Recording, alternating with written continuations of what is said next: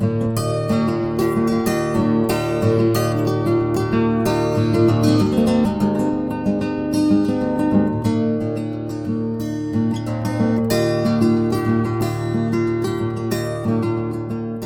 everyone, welcome back to paradise.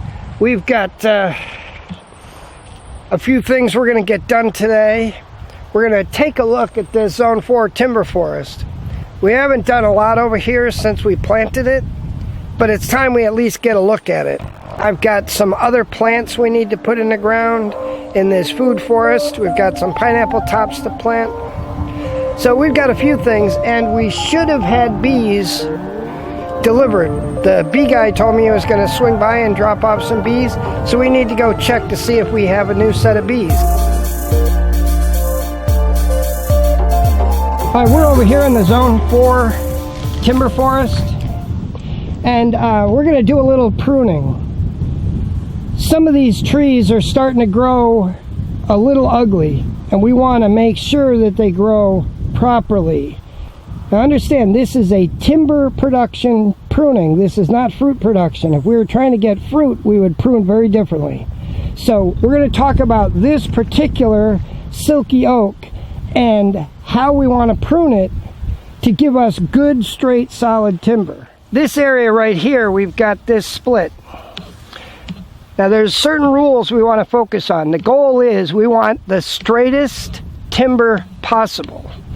So we want to be careful not to let this thing start to take over, because if it takes over, we're going to have a problem. But we're not going to prune it way back here.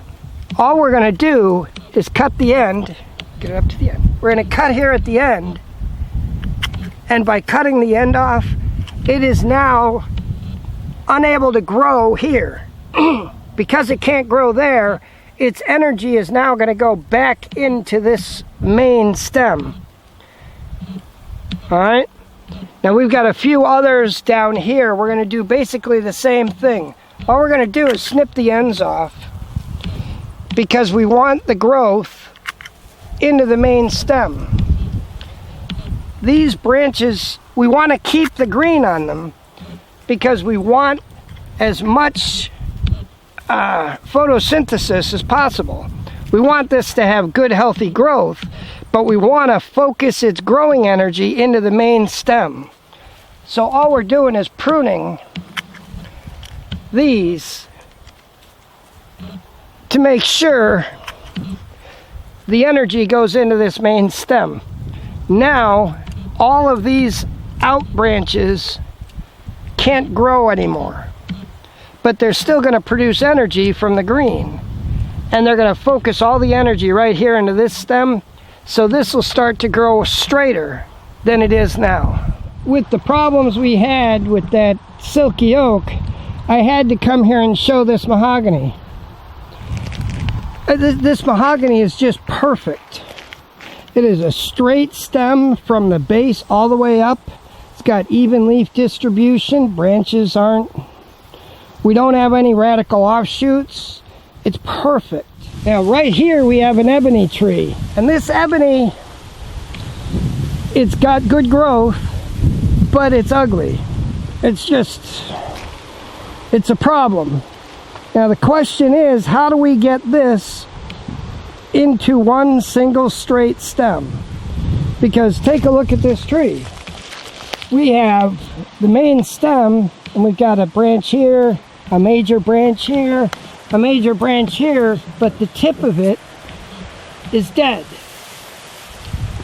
So with the tip done, one of these branches has to take over as the main stem. Now the question is, which one do we want to take over? My rule is that I always use the highest branch that is a viable option. So, all right, we could use this one, and it would probably work, because this is a very small tree. In 10 years, you wouldn't know that we cut it. But we want to use the highest viable option, and that's this one. So what we're going to do is we're going to cut this here, and we're going to prune this one back to force the growth energy into this branch. That's what we're going to do. We're also going to prune this part here to make sure, again, force all the growth energy into this. It may seem contrary to what you'd want to do, but we're actually going to cut this right. We're going to cut this right here. Then this branch, we're going to cut it high. We want to keep the greenery for the energy it produces. Same here. But we want to cut the end. We want to cut the end so it doesn't think it should be growing in this direction. Any of these long branches, same thing. Now, we haven't taken much off of this tree, but we've made a significant impact on the way it will grow. Right now, this branch here will not grow anymore. This branch here will not grow anymore. All the growth energy is going to be forced into this joint, and this will take over as the main leading stem. Now, I showed you that really beautiful mahogany that was perfect. Well, here's a different one. Just to give you an example of how big this mahogany is. There are my cutters. That is a very small, but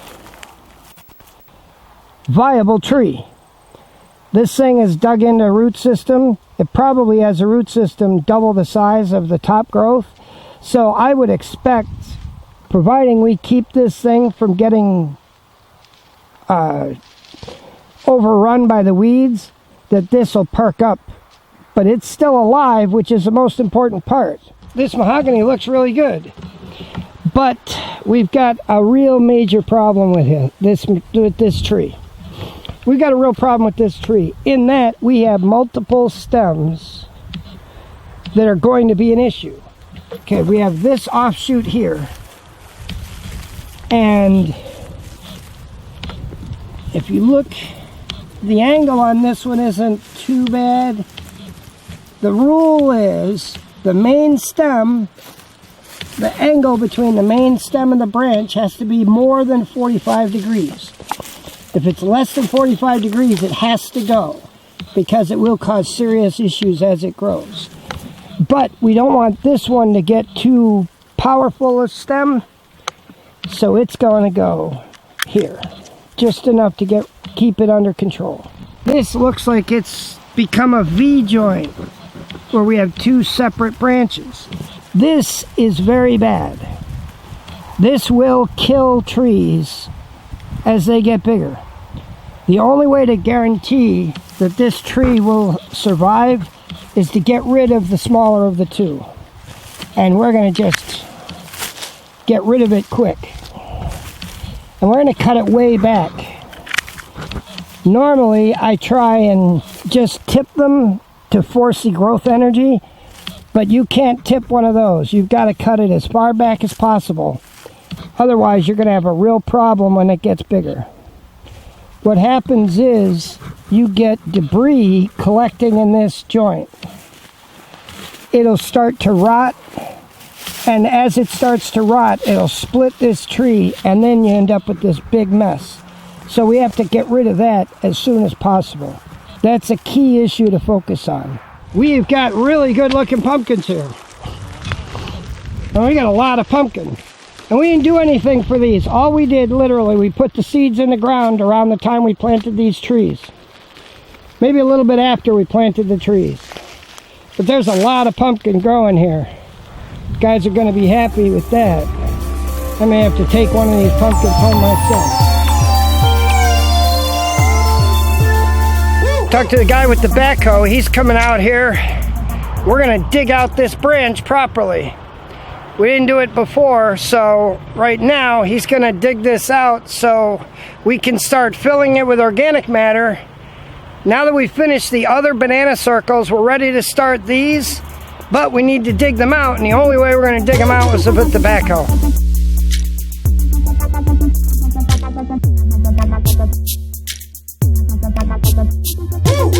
One of the things that I need to do is calculate the next stretch of food forest while the backhoe's here. We've got all this dirt that's being pulled out of that banana circle stretch of the branch. and we need to place it somewhere. And our goal is to place it along a roadway here that'll give me a smooth ride. But we also need access to this bridge. Right, basically what we have is, it's from where he's standing to the bridge is 30 feet, give or take. So we're gonna go 10 feet, we're gonna mark the next branch, and then we're gonna create a roadway that allows us access to this, but still gives us the same banana circles that we normally get right here. Now, this is the plan. This is where that bridge goes across into that Zone 4 timber forest. We need access to this section. Because we need access, we have to build a road, and we're gonna build that right here. It's gonna come straight out, and we're gonna meet right here. This will allow us access. I'm gonna have the backhoe guy take the excess dirt from those holes and smooth this section here out, give us a smooth road. This will allow us to drive parallel to all the food forests and get a vehicle close enough so when we harvest, we can just load everything we harvest into the truck. It'll also give us a pathway to move chickens and to move ducks and to move animals as we rotate the animals through these pastures.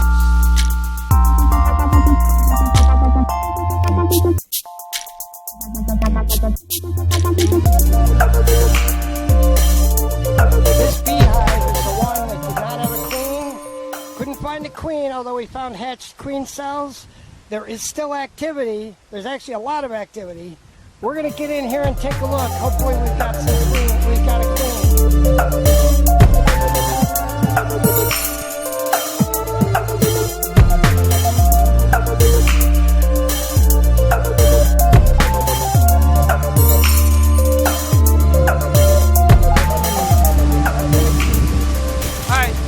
We got a problem. There's no queen.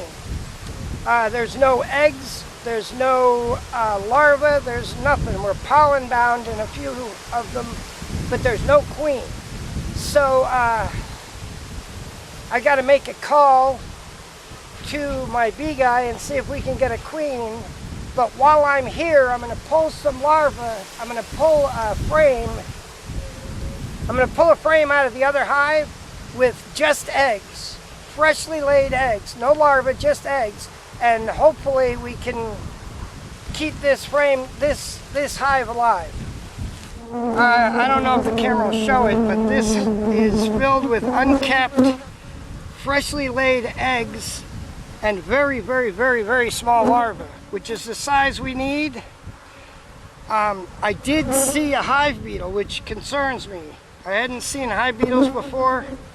So we're gonna take this frame and put it in this hive and switch them out. So hopefully they can get a queen out of this one. I'm also gonna call my guy and see if we can get a queen.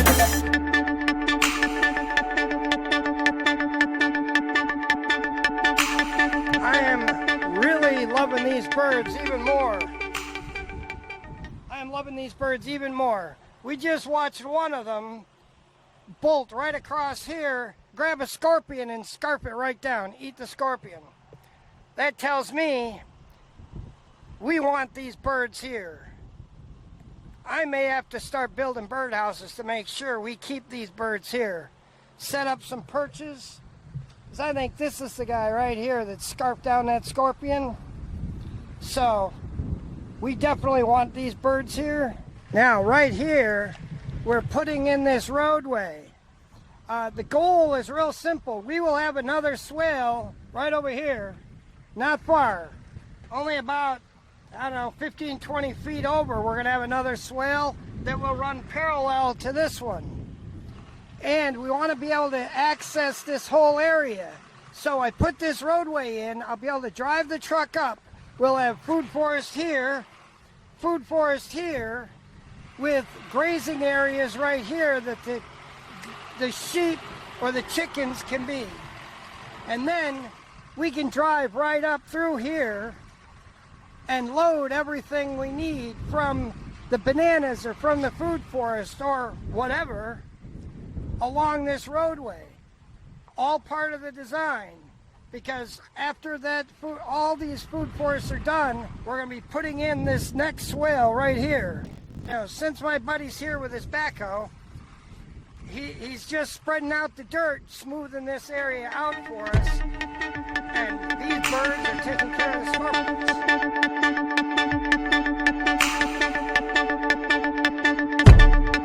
Now, to some of you, this may look like nothing more than a big mess. But trust me when I tell you, this is a beautiful sight. This right here will eventually be a banana circle. This is just the pit in the center. We will get 30 bananas planted here, and we will put in some grapes along this section. We will put grapes here, run all the way down, and passion fruit. So it'll be grapes and passion fruit intermixed. I'll show you what this will eventually look like. This right here is the end goal. In fact, this isn't as good as I'd like, but this still needs a little work. But this looked like that 8 months ago. Right in the center here, this was a deep pit. And that pit, we filled it with organic matter. Plant bananas around it, and we also have things like comfrey and lemongrass and sweet potatoes and basil. All of that is here. Then on the other side we have the same thing. Pack the whole thing with organic matter, and look at what we have. The end result, you won't even really know that we've got this deep trench here. The water flows through, it waters everything. The organic matter decomposes and feeds everything, and the stuff just grows, and it grows well. When I had the backhoe dig out this branch, my father was here, and I explained to the backhoe guy what I wanted him to do. And he did it, but I wasn't here when he did it because it was right after my wife died. And it was not high on my list of priorities. But the same day or the next day, my father came out here to look at stuff while I was busy with all the other things going on. And he called me up and he's like, you know, they dug this big trench. And I'm like, good. I don't think he knew what we were doing. Let me rephrase. I know he didn't know what we were doing, and it looked like a big mess. But now that it's planted out, we've got over 30 bananas growing here, and in the next 6 to 12 months, we're going to have bananas off of these, and they will continue to produce for a very, very, very long time. And it's going to give us a good crop of bananas. And bananas are one of those things, they actually produce reasonably quickly compared to things like the jackfruit or the avocado pear or the mango. I mean, those things take a long time. Bananas are considerably quicker. So, those are our banana circles. At least we got them started. We're going to pack up. It's that time of night. We got... And considering this morning when I got up, I hadn't even considered what we're going to do. We got a lot done. I'm really happy.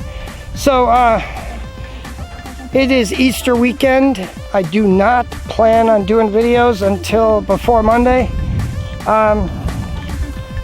So, we're going to come back Monday. Alright, you guys have a happy Easter. Many blessings. We will see you guys next week.